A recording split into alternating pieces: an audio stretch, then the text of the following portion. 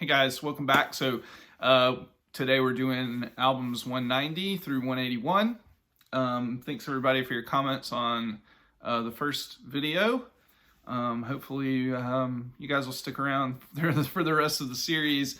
Also, feel free, I know it's we're at high numbers in the countdown, but as we get closer to the top, please feel free to share your favorite albums in the comments. I very rarely encourage interaction with videos on my channel, but please do. It's that give and take I really like. So, all right, let's get on with the next one.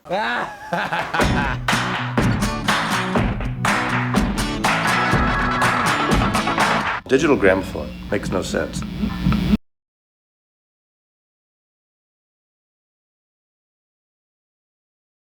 At 190, I have Let It Die by Feist from 2004.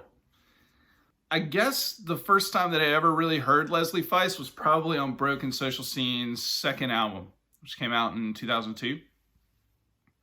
And then she eventually released this solo debut, and it was not on my radar until probably a year after it came out. In 2005, it had been reissued with different cover art, and I bought that on CD.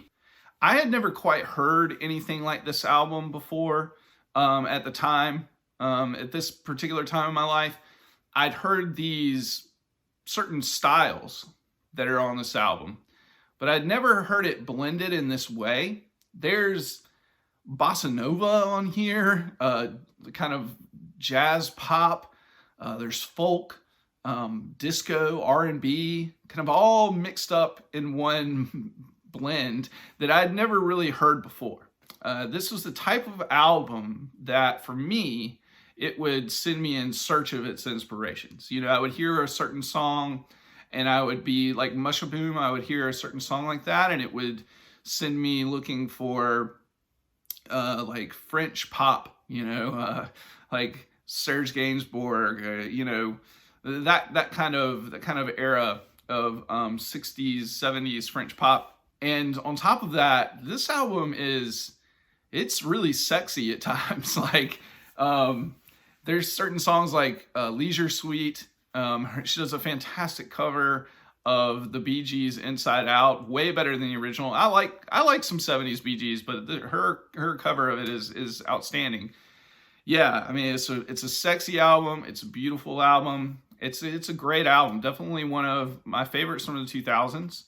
I think objectively even one of the best albums from the 2000s. At 189, I have Dear Science by TV on the Radio from 2008. I discovered TV on the Radio pretty much, I was in kind of right from the beginning. I bought their debut album, Desperate Youth, Bloodthirsty Babes, which came out in 2004. I bought it, when it came out. And I was hooked. I think that many people would consider 2006's Return to Cookie Mountain their crowning achievement. But ever since this album came out in 2008, it's been my favorite. I love both those albums, but this one is the one that I prefer. It's more accessible, slightly more accessible than Return to Cookie Mountain, but it's still just as dense and just as layered, almost like a decadent cake. but a decadent cake that you would eat when you're like angry and depressed. But there's a funkier side to this album that doesn't exist on Return to Cookie Mountain, and it provides the kind of energy, to return to that metaphor, to like work off that sad fest of a cake that you just ate. Kip Malone and Tunde Adebimpe's lyrics, they provide a depth that works in perfect unison with their extremely unique vocal styles. The combination of their voices together is otherworldly. I think TV on the Radio is a fantastic band, and I really think that they're probably one of the most like underappreciated bands of the last 20 years. No, I'm no mad, never that's insanity. Feast before famine, more before family. Goes and shows up with more foes and more cups. And the ride for the last hot meal erupts his hard drive to the leanest months. Shuts out the hard cash for the sickest stunts. On aftershave, on gasoline. He flips the page and turns the scene. In my mind, I'm drowning butterflies, broken dreams and alibis. That's fine. Blown to monochrome, hollow heart clicks, hollow tone. It's time. At 188, I have Hot Rats by Frank Zappa from 1969. So the very first Zappa album that I ever bought was We're Only In It for the Money. And the only reason why I bought it was because of the artwork that parodied Sgt. Pepper's. And when I got home with it, I didn't really quite know what I had picked up. This was in college. I was maybe sophomore or junior in college. So from there, I decided to try the 70s output, and I bought Overnight Sensation, Apostrophe, and One Size Fits All at the same time on CD. It was kind of a leap of faith, but one that worked out. And eventually I got to Hot Rats upon the recommendation of a friend or somebody that I knew.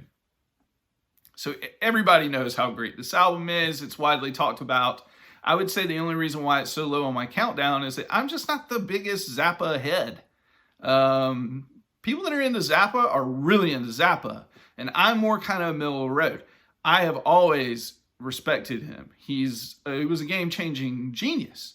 And really, the greatness of this album is just hard to deny. It's the one that I listen to the most, far more than any of his other albums that I own. It's insane how much musical ground is covered on this album. It's more than just a fusion of rock and jazz. I mean, there's freak out chamber pop, there's funk and blues.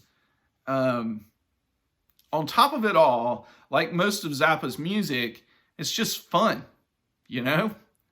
And this album serves as a constant reminder to me that you don't have to be, as a listener, wrapped up in the seriousness of music theory or in search of solving the world's problems, you know, to enjoy something as art.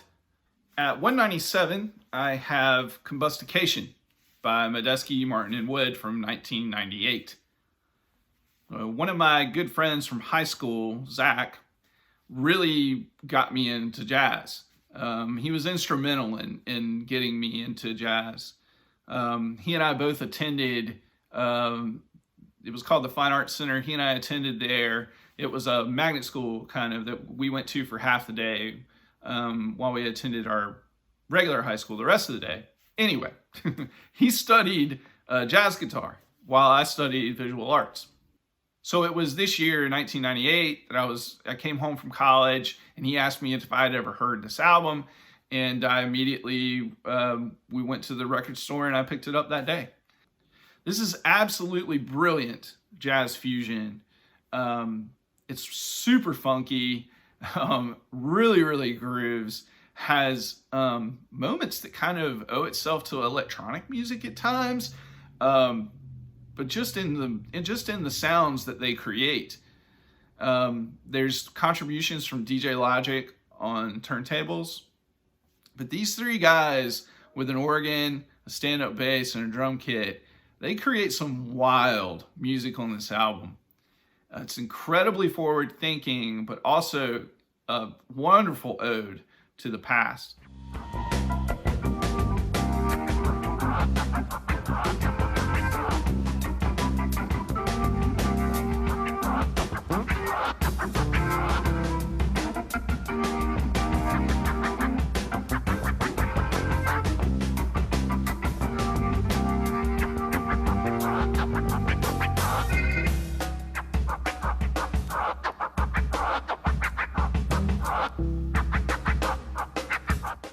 At 186, I have Mad Villainy by Mad Villain from 2004. I was already aware of MF Doom from his album Operation Doomsday. So when this came out and I read reviews on it, it was a no-brainer to pick up.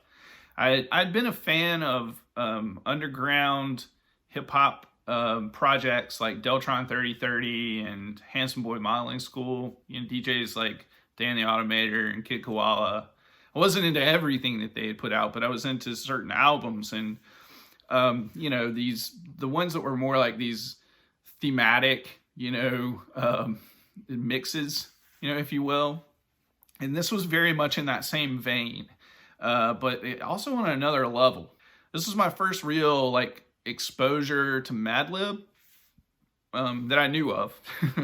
He'd maybe produced some beats on other albums, and I just wasn't aware of it. But as an artist, as a statement, together with MF Doom, this was like my first real exposure to Madlib, his beats and the samples used, and they're just ingenious oddities. MF Doom is one of the greatest MCs ever. He was a master. Not only his use of language, but his sense of humor. He didn't have to be a part of a specific scene or a specific, he didn't have to be West Coast or East Coast. He didn't have to be a part of the gangster thing. He didn't have to be a part of the conscious rap, world. He was just MF Doom, just doing what Doom does. A masterful storyteller and lyricist, one of the best ever. I think that if you are not necessarily into hip hop, but you might like electronic music, or you like even just like out there kind of jazz, like Sun Ra, or spiritual stuff and even kind of free stuff, right? I highly suggest checking this album out. It is an adventure, an all-time hip-hop classic. At 185, I have Ethiopian Nights by Donald Byrd from 1972. When I was in college, I was in the art program, and there were several of my peers, especially in my specific concentration, that were really into underground hip-hop. And that led them to jazz. The samples in hip hop that kind of led them to jazz. A lot of those guys were into Donald Byrd, specifically 1970s Donald Byrd. And so that's kind of what introduced me to his music. The first couple albums that I tried were Street Lady and Places and Spaces. I even went back to the 60s and tried to change it in perspective. And then just over the years, I've just slowly picked up more and more of his albums. I still have many holes in my Donald Byrd discography. But I would say next to Miles Davis, probably the most jazz albums that I own are by Donald Byrd. To me, Byrd has never sounded more raw and funky than he does on this album. It feels like a live album. I mean, like a live performance album, like one that was recorded at a club, except you just can't hear the audience. It's very immediate. The title is excellent and clearly illustrates his mission at the time, at this period where he was trying to make music that connected more with the people. I love the modal, experimental, adventurous nature of a Byrd, like an album like Electric Bird. And I love the grandiosity of an album like Places and Spaces. But to me, what's so great about this album and why it's my favorite is because it's the perfect slice of 1970s R&B and funk. At 184, I have Mezzanine by Massive Attack.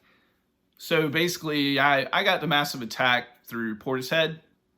Spoiler alert, you're not going to find any Portishead on this list. Sorry. I never really dove into electronica and trip hop as much as a lot of my peers did kind of in the late 90s. But this album has always stayed with me, and one that I return to often. It's all about the mood of it. Not the genre, not the specific genre that it's in, but the mood. It's dark and mysterious And there's an overlying sense of like apprehension and anticipation that's constantly, going on in the songs on this album. It's a tense, suspenseful feeling that I can be comfortable in, and maybe that's because it just grooves, right? And though this album was made in the 90s and it does sound kind of 90s, I hear a lot of influence on today's music from albums like this. This kind of hard, heavy, like dark electronic, sound. It exists in a lot of today's hip hop and electronic music. I don't know if those artists realize it, but I think this album was probably influential on them. At 183, I have Lift Your Skinny Fists Like Antennas to Heaven by Godspeed You Black Emperor from 2000. So one of my best friends, Rob, in the late 90s, early 2000s, he really introduced me to a lot of great indie music, specifically post-rock. I'm pretty sure that it was him. It was definitely him. He put the song Moya, it was from their 1999 EP, on a mix for me. It's one of my favorite Godspeed songs, like to this day.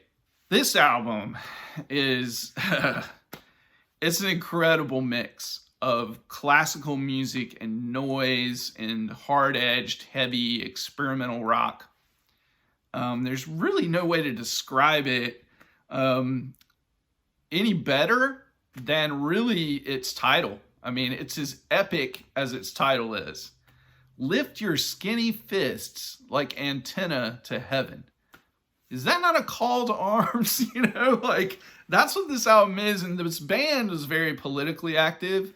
So without lyrics or without, vocals and the music, it's kind of hard for you to know that at the time unless you're just aware of the band's like activism and their causes. I will say this: I saw them in 2003. I believe it was 2000. Yeah, it was 2003. At Cat's Cradle. We had just gone to war in Iraq, and at the end of the show, they got up, picked up percussion and drums, and they played a show. It wasn't like this, but they stood up, they kind of made an announcement, announced their intentions to the audience, and then they led like a marching drum line, like out of the club onto the streets of Carborough, North Carolina, and just marched up and down the street of Carborough. They started a fucking protest at the end of their show. It was interesting and kind of admirable in a way now that I look back on it. But anyway, this music is just incredible post-rock. These guys, and this album specifically, is a masterclass in crescendo. I love this album. At 182, I have Spirit of Eden by Talk Talk from 1988. This is another classic album that I retrospectively discovered later in life. It was really this reissue from the 2010s that really kind of exposed me to its greatness. Everything that is great about this album is summed up in the first 2 minutes, 15 seconds. I think before you hear the very first chord of guitar, even plucked, or strummed. It's the space, it's this muted trumpet and these sustained strings, these underlying strings.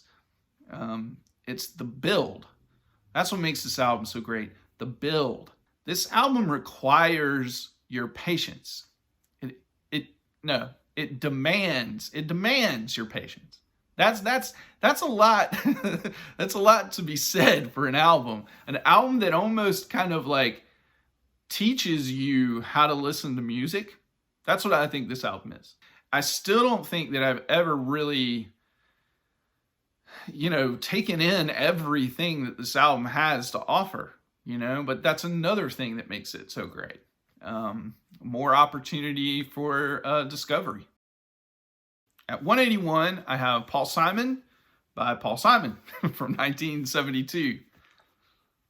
So obviously I'd already been a fan of Simon and Garfunkel for years, and I was already a big fan of Graceland and Rhythm of the Saints. But in 2007, I was at a Spoon show, and they covered Peace Like a River. And I'd never heard that song before because I'd never really listened to this album. So I immediately went out and bought the CD because of that. And to this day, I would say Peace Like a River is one of my favorites, if not my favorite song that he's ever written. What I do with this album is I kind of place it in the context of where it sits in relation to his work with Garfunkel.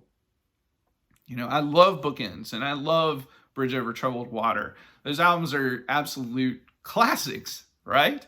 And though at times they're very wise, they are also albums that are made by young men, that are on a journey together, trying to figure out.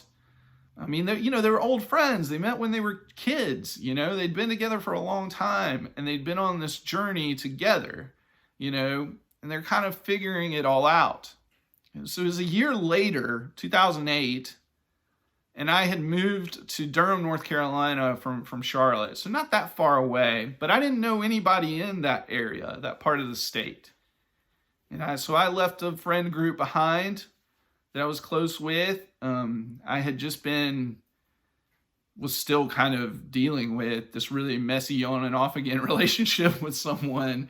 And so in Durham, I was really kind of learning how to be on my own, how to kind of like reconcile being alone without being lonely, and that, whether or not I was with a significant other, that didn't really define my happiness, right? And I found some symmetry with this album in that, and what I was going through, because this was Paul's first step out on his own without his friend that he'd been making music with forever. Not just that, but they were one of the most popular duos in the history of popular music, right? I mean, he was stepping out on his own, and even though he was kind of even though he was really the principal songwriter behind all of S&G's stuff, I mean, it was still kind of a risk stepping out on his own. Okay, so I realized in the last video that I didn't really have a goodbye, and I didn't know if that kind of felt awkward or not. Maybe this is even more awkward than that I'm acknowledging that I didn't say goodbye in my last video. Like you guys care. Anyway, I hope everybody's doing well. Yeah. Take care. We'll see you in the next one. All right.